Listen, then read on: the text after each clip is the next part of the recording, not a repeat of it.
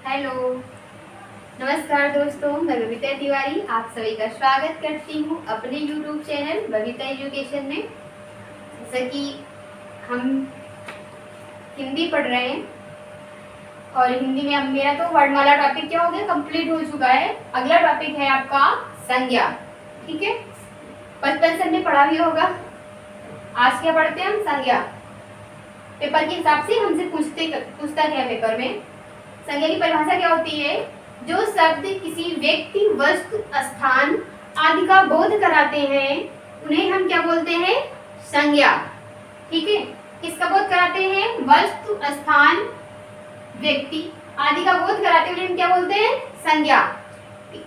Simple सी परिभाषा से, लेकिन किसी कोई भी वनडे एग्जाम में आपसे परिभाषा नहीं पूछता है, आगे आपसे पार्ट पूछेगा, एग्जाम्पल पूछता है। अगला है आपका संज्ञा के भेद। संज्ञा के भेद न प्रकार। भेद मीन्स क्या होता है? प्रकार। आपसे पूछ रहा है संज्ञा के प्रकार कितने होते हैं, तो मुख्यतः संज्ञा के 3 भेद होते हैं। क्वेश्चन की भाषा जो है उस पर आप फोकस करिएगा। संज्ञा के मुख्यतः, अगर आपसे पूछता है मुख्यतः भेद तो कितने हैं? 3। दूसरा क्वेश्चन बनता है संज्ञा के कुल भेद। कुल भेद तो आपके कितने हैं? 5। ठीक है, क्या दिक्कत है? कुछ विद्वान इसमें आपके जातिवाचक संज्ञा के ही, इन 2 भेदों को आपको जातिवाचक संज्ञा के ही भेद मानते हैं। ठीक है, इसके अंतर्गत ही मानते हैं कुछ विद्वान। और कुछ विद्वान क्या होते हैं, इसको अलग से मानते हैं कि नहीं ये संज्ञा का अलग से भेद है, तो उनके अकॉर्डिंग 5 हो जाते हैं। और जो लोग ये मानते हैं कि नहीं ये दोनों भेद जातिवाचक के ही हैं, इसके अंतर्गत ही आते हैं, तो उनके हिसाब से कितने होते हैं? 3। तो अगर आपसे क्वेश्चन पूछता है संज्ञा के मुख्यतः भेद तो 3। अगर आपसे क्वेश्चन पूछता है संज्ञा के कुल भेद तो 5। जैसा पूछेगा आप वैसा पेपर में करिएगा। अब पहला है आपका व्यक्तिवाचक संज्ञा। अभी व्यक्तिवाचक संज्ञा क्या होता है? तो व्यक्तिवाचक संज्ञा होता है जिस संज्ञा शब्द से किसी व्यक्ति, वस्तु, स्थान आदि का बोध होता है।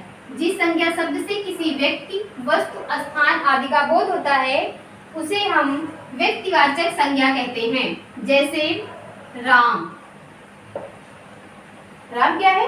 किसी विशेष व्यक्ति का नाम है। जैसे राम, हिमालय,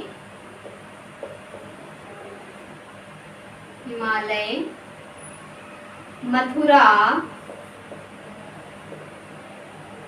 रामायण, ये सभी आपके किस में आएंगे? व्यक्तिवाचक में आएंगे। ठीक है, अगला है आपका जातिवाचक संज्ञा। जातिवाचक संज्ञा क्या होती है? जिस संज्ञा शब्द से किसी व्यक्ति, वस्तु, स्थान आदि की जाति यानी कि संपूर्णता का बोध होता है वो आपका किस में आता है? जातिवाचक संज्ञा में। जैसे आपका देखिएगा, जैसे आपका लड़का। ठीक है, अगला मैं इसी को इसमें कर रही हूँ। ठीक है, अगला पर्वत, शहर, पुस्तक। ठीक है, अब आप देखिएगा जातिवाचक संज्ञा तो पूरी संपूर्णता का बोध कराता है, विशेष जाति का बोध कराता है। जैसे लड़का मैंने बोला तो लड़का पूरे जेंडर का बोध करा रहा है। ठीक है, लड़का। और इसी लड़के में मैंने क्या बोल दिया? राम, किसी विशेष व्यक्ति को बोल दिया तो किस में चला जाता है? व्यक्तिवाचक में। राम किसी एक व्यक्ति का नाम होता है और लड़का पूरी एक संपूर्ण जाति का नाम है। ठीक है, पर्वत, अगर हम पर्वत बोल रहे हैं तो किसमें जाएगा? जातिवाचक में जाएगा, क्योंकि संपूर्णता का बोध करा रहा है। अगर हम किसी पर्वत का नाम ले लेते हैं तो किसमें चला जाता है? आपका व्यक्तिवाचक में। जैसे आपका हिमालय क्या है? व्यक्तिवाचक। अगला से शहर। शहर बोल रहे हैं तो कौन सा शहर है नहीं पता है, मतलब पूरे संपूर्णता का बोध करा रहा है, पूरे शहरों का, इसलिए शहर किसमें जाता है? आपका जातिवाचक में। और अगर हम किसी मथुरा, रायबरेली, बहराइच, कुछ भी कोई भी शहर का नाम लेते हैं तो किसमें जाता है? आपके व्यक्तिवाचक में। अगले से पुस्तक। पुस्तक क्या है? आपका जातिवाचक है, क्योंकि पुस्तक बोलेंगे कौन सी पुस्तक? बहुत सारी पुस्तकें हैं, तो किसमें जा रहा है? आपका जातिवाचक में। किसी पुस्तक का हम नाम ले लेते हैं तो किसमें चली जाती है? आपकी व्यक्तिवाचक संज्ञा में। ठीक है, अगला है आपका भाववाचक संज्ञा। कौन सी संज्ञा आपकी? भाववाचक संज्ञा। भाववाचक संज्ञा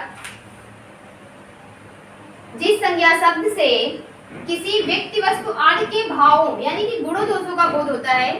जिस संज्ञा शब्द से किसी व्यक्ति वस्तु आदि के भावों, भाव मतलब गुण या दोष का बोध होता है, उसको हम क्या बोलते हैं? भाववाचक संज्ञा। जैसे इसमें आपको शब्द मिलते हैं सुंदरता, सीधा सीधा इसमें तो आपको मिलेगी एग्जांपल, सुंदरता, कायरता,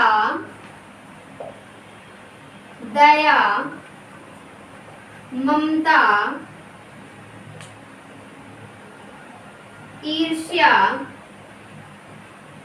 इत्यादि। ठीक है, ये क्या है? किसी व्यक्ति के भाव यानी कि गुण और दोष दोनों आ सकते हैं का हमें बोध कराते हैं वैसे शब्द। वह शब्द किस में आते हैं? आपकी भाववाचक संज्ञा में। अगली आपकी संज्ञा होती है समूह या समुदायवाचक संज्ञा। समूह या समुदायवाचक संज्ञा, इसमें आपका होता है जिस संज्ञा शब्द से किसी व्यक्ति वस्तु स्थान आदि के समूह या समुदाय का बोध होता है। जिस संज्ञा शब्द से किसी व्यक्ति वस्तु स्थान आदि के समूह का बोध होता है या समुदाय की बात की जाती है, वहां पे आपके समूह या समुदायवाचक संज्ञा होती है।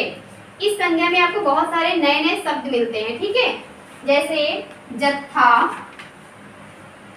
क्या? जत्था, कारवां, रेवड़, ठीक है, पुंज, पुंज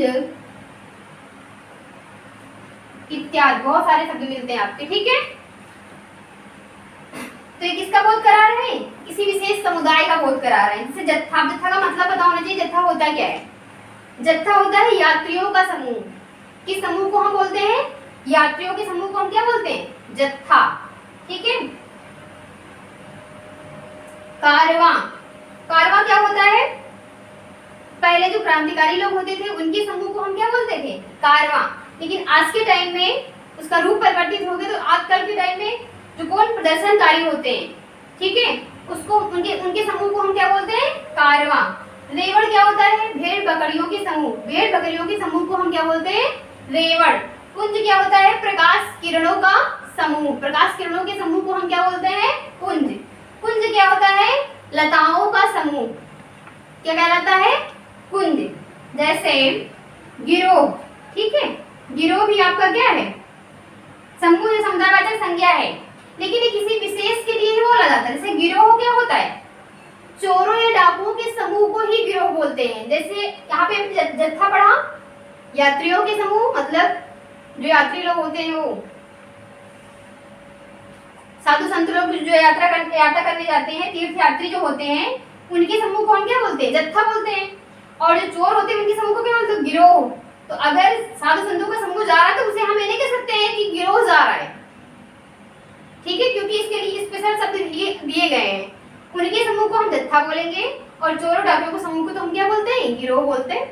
ठीक है, ऐसे बहुत सारे शब्द इसमें मिलते हैं आपके। अगला है आपका द्रव्य पदार्थवाचक संज्ञा। द्रव्य पदार्थवाचक संज्ञा, ये क्या होता है आपका? जिस संज्ञा शब्द से किसी पदार्थ की अवस्थाओं का बोध होता है। पदार्थ की कितनी अवस्थाएं होती है? सिंपल सा क्वेश्चन, कई सारी बार साइंस में पूछ लेता है। पदार्थ की कितनी अवस्थाएं होती है आपकी? 3। कौन कौन सी होती है? ठोस, द्रव और गैस। ये आपके पदार्थ की अवस्थाएं होती हैं। ठीक है, तो इसमें क्या होता है आपका? जिस संज्ञा शब्द से किसी पदार्थ की अवस्थाओं यानी ठोस, द्रव, गैस का बोध होता है, उसे हम द्रव्य या पदार्थवाचक संज्ञा कहते हैं। जिसमें आपका आता है क्या? ठोस में जैसे आपका क्या आ गया?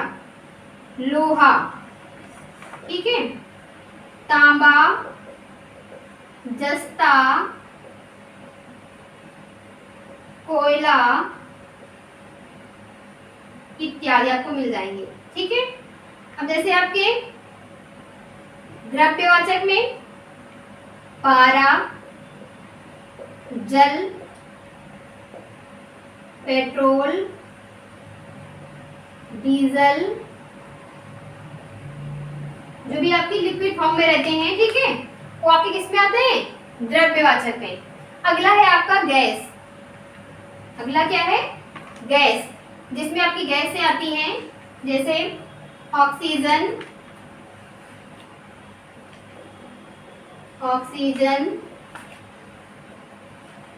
कार्बन डाइऑक्साइड,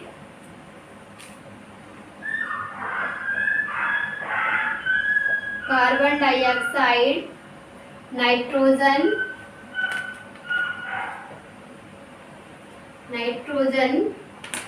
जल वाष्प इत्यादि। ठीक है, और भी आपको एग्जाम्पल मिलते हैं। तो ये आपके किस में आते हैं? आपके द्रव्य या पदार्थवाचक संज्ञा में, जिसमें से आपके 3 होते हैं। कौन कौन से? ठोस, द्रव, गैस। ठोस में आपको क्या क्या मिलता है? जैसे लोहा, तांबा, जस्ता, कोयला, हीरा। ठीक है, अगला आपका द्रव्यवाचक में पारा, जल, पेट्रोल, डीजल, केरोसिन। ठीक है, अगला आपका गैस में oxygen, carbon dioxide, nitrogen, argon, जल वाष्प। ठीक, जितनी भी आपकी गैसें होती हैं, हीलियम, वो सारी किसमें आ जाती है? आपकी गैस में। यहाँ से एक क्वेश्चन बहुत सारे बार पूछता है कि ऐसा कौन सा पदार्थ है जो तीनों अवस्थाओं में पाया जाता है। साइंस में पूछता अधिकतर, ऐसा कौन सा पदार्थ है जो तीनों अवस्थाओं में पाया जाता है? तो कौन सा होता है आपका? जल। कौन सा होता है? यहाँ लिख दे रही हूँ, कौन सा होता है? जल। कैसे? जैसे जल ठोस में होता है तो क्या बनता है? बर्फ। ठोस में जल का क्या रहता है? बर्फ। द्रव में क्या हो जाता है? जल। और गैस में क्या हो जाता है? जल वाष्प। तो आप देख रहे होंगे कि जो आपका जल है ये ठोस पदार्थ की तीनों अवस्थाओं में पाया जाता है। तो ये था आपका संज्ञा टॉपिक। स्क्रीनशॉट ले लीजिएगा, पढ़ लीजिएगा। अगर नहीं समझ में आता है कुछ भी, क्योंकि लिखने में थोड़ा बहुत इधर उधर हो गया है पास पास में, ठीक है, जहाँ पर भी कोई दिक्कत हो तो कमेंट बॉक्स में बता सकते हैं। ठीक है, क्लास देखने के लिए आप सभी का बहुत बहुत धन्यवाद।